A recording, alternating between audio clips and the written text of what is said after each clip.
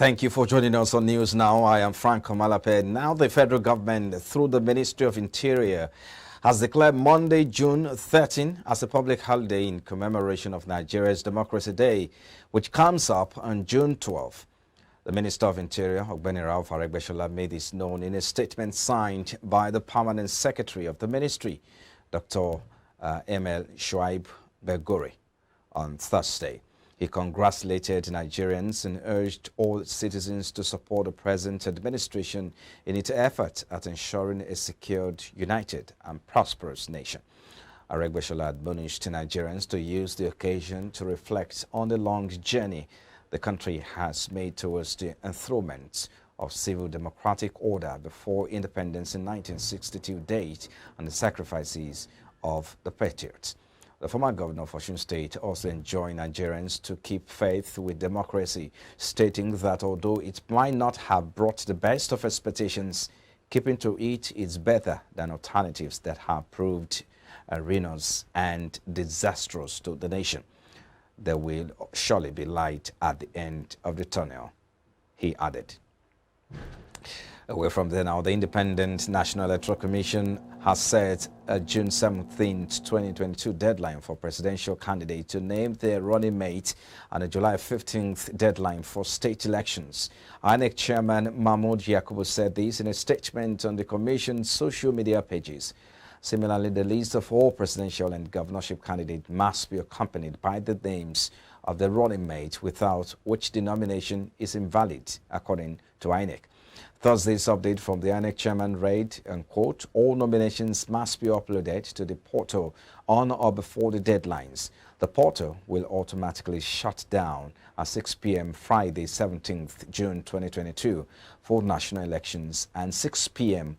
on Friday, 15th July 2024 for state elections, end quote. The Independent National Electoral Commission in YOBE has engaged critical stakeholders to strengthen its operation in the state ahead of the 2023 general elections. The engagement, which took place at the Commission's headquarters in Damaturu, had in attendance heads of security agencies, media executives and representatives of political parties, as well as civil society groups, among others. The resident electoral commissioner in the state, Ahmed Makama, represented by the administrative secretary of the commission, Abacha Bukaro Dikwa, commended the stakeholders for their cooperation and support to the electoral body in executing its constitutional mandate in the state. Our dashboard in respect of Yobe State recorded a total of 1,470,000 applications, in which free registration is 17,262. Review is 15,481. While cases of transfer and updates altogether 13,370 respectively. This is, however, a paradigm or Faragon shift from when we started. We appreciate the effort of the state government along the line at the purchase of laptops and engagements of youth to register citizens online.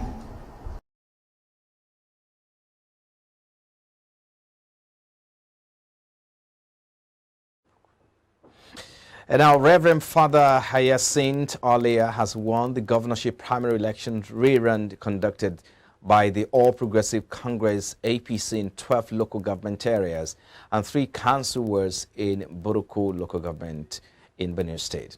Announcing the result of the APC State Secretariat in Makurdi, the BENUE State capital, chairman of the Rerun Committee, Joel Omajali, said a total number of 366,546 voters were registered, 292,930 accredited, and a total of 270,353 votes were validly cast, while Father ALIA polled 195,314 votes to come out victorious. Secretary of the committee, Emma Maji, described the rerun election as free, fair, and credible. Shortly after the declaration of results, State Deputy Chairman of the party, Stephen Sav, on behalf of the State Chairman, Comrade Austin Agada, presided over the Congress that affirmed the outcome of the rerun gubernatorial primary election. The BENUE APC had conducted its governorship primary election on the 27th of May 2022 with ALIA as the winner, but some aspirants, including Barnabas Gemade, Mike Andwaka, Matthias Bayan, Stephen Lawane, and Tehembe Shija, wrote a petition to the National Working Committee of the party calling for the cancellation of the election, citing various electoral malpractices. Away from there now, in a strategic move to strengthen Nigeria's anti-corruption crusade, the International Criminal Police Organization Interpol has granted the nation's security and relevant agencies access through its database for effective profiling of politically exposed persons and suspects of money laundering and illicit financial flows. Chairman of the Independent Corrupt Practices and Other Related Offences Commission, Bolaji Owasanaye, disclosed these at the end of the meeting between heads of Nigerian law enforcement agencies and officials of Interpol in Lyon, France. ICPC spokesperson Azuka Ogugwa, in a statement yesterday, quoted Owasanaye as saying the Commission will develop the habit of issuing notices, especially on high-profile suspects. Such notices will be seen globally on PEPs in particular. In the meantime, National Identity Management Commission NIMS has refuted the claim that it had lost the national identification number records of 7.9 million Nigerians. The rebuttal was contained in a statement signed by Head Corporate Communications Kaude Adogoke. The organization reassured Nigerians that its database remains intact and impenetrable. And now the U.S. government has condoled with the governor and residents of Ondo State over the last Sunday's terror attack at St. Francis Catholic Church, Owo, and assured of its steadfastness in supporting Nigeria to enhance security in the country. The attack left about 40 people killed, 61 others fighting for their lives, and the hospital and 26 others have been discharged. In a letter signed by the United States Ambassador to Nigeria, Mary Beth Leonard, to the state governor Rotimi Akeredolu, the USA extended its heartfelt condolences to the people of Ondo State and the Owo community. The U.S. condemned the attack in the strongest terms while expressing its concern over the growing pattern of violence that afflict communities across Nigeria. The letter reads, quote, "On behalf of the United States and the staff of the U.S. mission in Nigeria, I would like to extend my deepest condolences to you, Ondo State, and the Owo community for the horrific event and lives lost at the St. Francis Catholic Church Sunday, June 5. This tragedy saddens us deeply, and our thoughts and prayers go out to the victims and the families during this difficult time. We remain steadfast in our effort to support Nigeria in enhancing civilian security throughout the country. Once again, please accept our deepest condolences," end quote. And in the meantime, the Ondo State High Court Akure on Friday sentenced 3 persons to death for killing one Funke Olakuni, the daughter of the Afenifere leader, Chief Reuben Fasoranti. The deceased was killed by the convict along the Benin or Shagamu Expressway in the Orio-Digbo local government area of the state in June 2019 on her way to Lagos State. The convicts are Awalu Abubakar, Mohammed Shehu, and Adamu. Justice Williams Olamide found the trio guilty of involving in a murder, kidnapping, and armed robbery and sentenced them to death. And one suspected case of monkeypox has been reportedly seen or cited in ZAMFARA State. This is according to the ZAMFARA State government, noting that health personnel currently examine the situation. The State Commissioner for Health, Ali Abubakar, said the ministry has put in place measures to prevent the outbreak of the disease. Abubakar disclosed these at a roundtable meeting with the media partners organized by the ZAMFARA State Primary Healthcare Board in Gusau, the state capital. Represented by the Permanent Secretary of the Ministry, ALIA Mohammed, the Commissioner added that all hands are on deck to ensure the safety of all residents from any disease. According to him, the government's plans are on the way to acquire drones that will help in the delivery of medical consumables to hospitals and troubled areas. He further added that insecurity is one of the major challenges in ensuring full health coverage in the state. You're watching News Now, coming to you live from our studios here in Lagos, Nigeria. We'll take a moment and we'll return with more news. Please stay with us.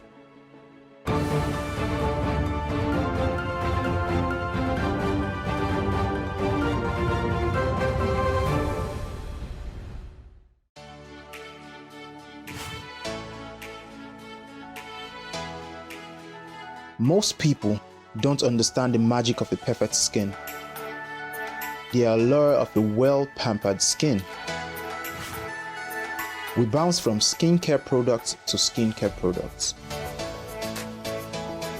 from spa to spa.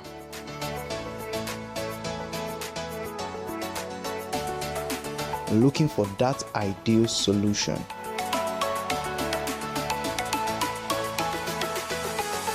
I found the solution.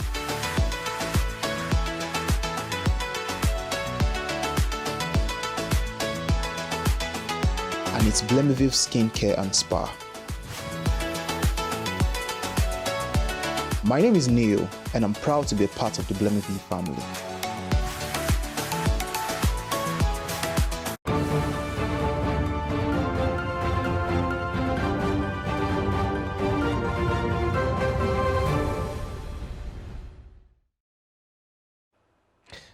And on the African scene now, Mozambique was unanimously elected Thursday as a non-permanent member of the United Nations Security Council.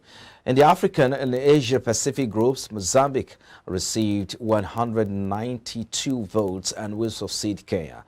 And the first time the Portuguese-speaking country occupies the seat.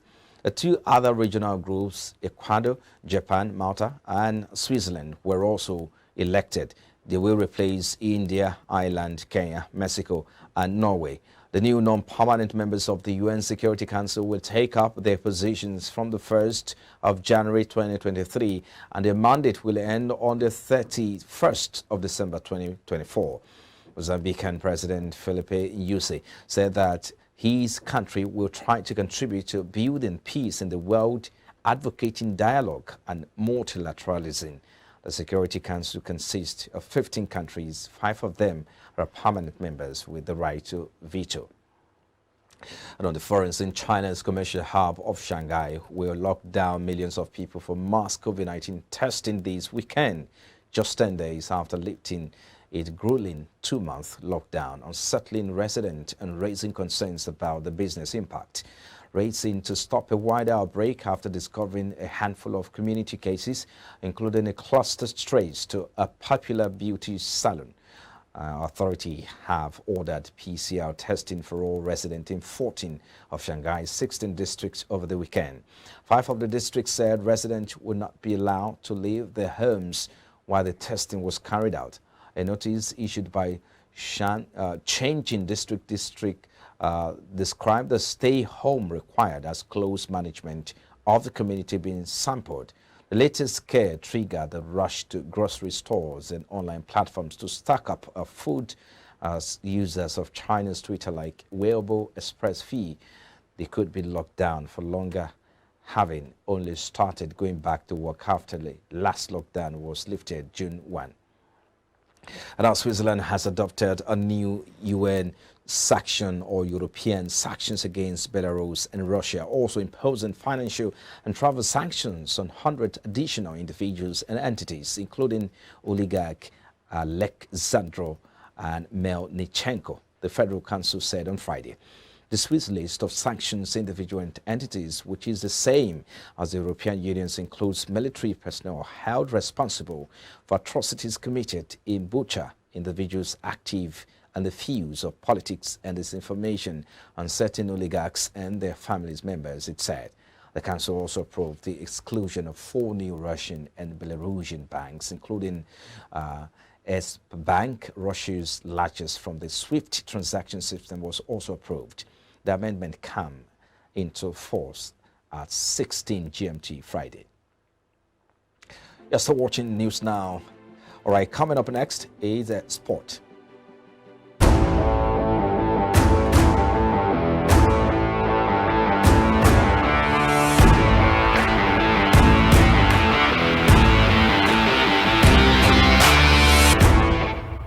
Premier League club Everton have secured a new main partner agreement with Stake.com that will see the betting brand pay a £10 million a year deal to take on the main shirt sponsorship.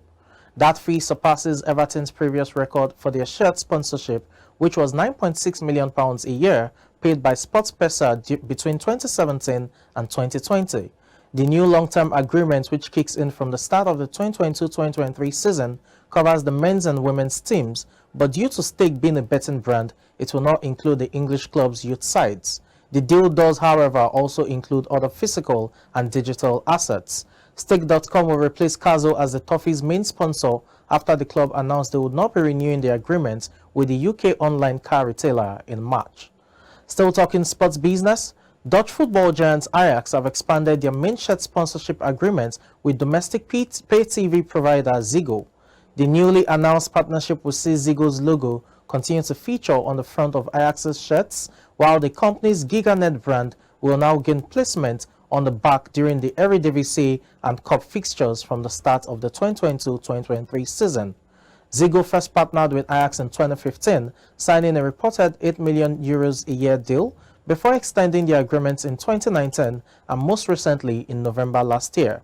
The deal also includes other physical and digital assets. Still talking sports business in the world of football, English top flight club Newcastle United are in the market for a new front of shirt sponsor after negotiating an early release from their deal with Chinese sports betting brand Fun88. The Premier League outfit initially signed a deal with Fun88 in 2017 before inking a long-term extension with the firm in July 2020. The initial contract was reportedly worth in the region of £6.5 million per season. However, the pair have agreed to part ways after the 2022-2023 campaign, thereby leaving the door open for Newcastle to secure a more lucrative main commercial sponsor following their takeover by Saudi Arabia's Public Investment Fund last October. There have been speculations that the club will seek a pact with a large Saudi company such as Saudi Airline or energy firm Aramco. In December, a temporary ban on owner-related sponsorship deals in the Premier League was lifted, although clubs were reportedly required to seek approval on deals worth more than £1 million. Meanwhile, Newcastle United are close to agreeing a deal with Botswana Tourist Board for sleeve sponsorship this season.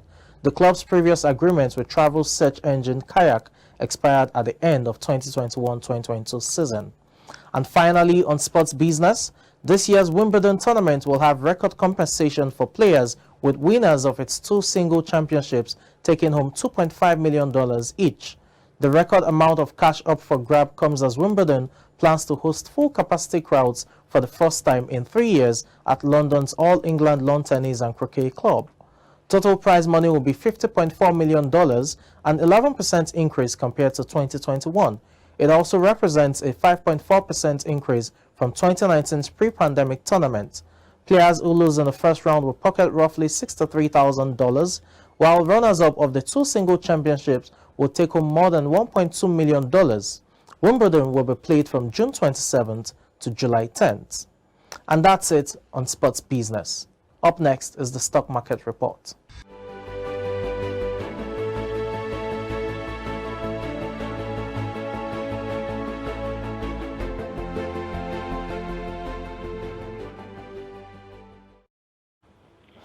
You're still watching Business Now on IBrandTV Lagos. Now here's the stock market report. Nigerian equities market moved northward on Friday as the NGX All Share Index gained 0.1% to settle at 53,201.38 from 53,161.04 points on Thursday. In the same manner, the market capitalization increased in value, gaining about 2 billion naira. The total volume traded on the floor of the exchange rose above 273.21 million units, of shares and valued at 2.65 billion naira in about 4,584 deals. On the gainers lists, Kurtville gained 8.51% to close at 0.51 naira. This was followed by FCMB and Presco, which gained 7.69% and 2.96% to close at 3.50 naira and 166.080 naira respectively. Transcorp and Sterling Bank also moved northward with 2.27% and 1.30% increase to close at 1.35 naira and 1.56 naira each. On the other hand, TIP led the losers chart with a decline of minus 9.09% to close at 0.40 naira, as UCAP lost minus 2.25% to close at 13.05 naira. Shares of UPDC, Caverton and FBNH followed suit, losing minus 1.95%, 1.71% and 1.46% to close at 1.01 naira, 1.15 naira and 10.15 naira respectively. And that's it on Business Now here on IBrandTV Lagos. Thanks very much for watching and just wishing you a wonderful weekend. I'm Michael Nas.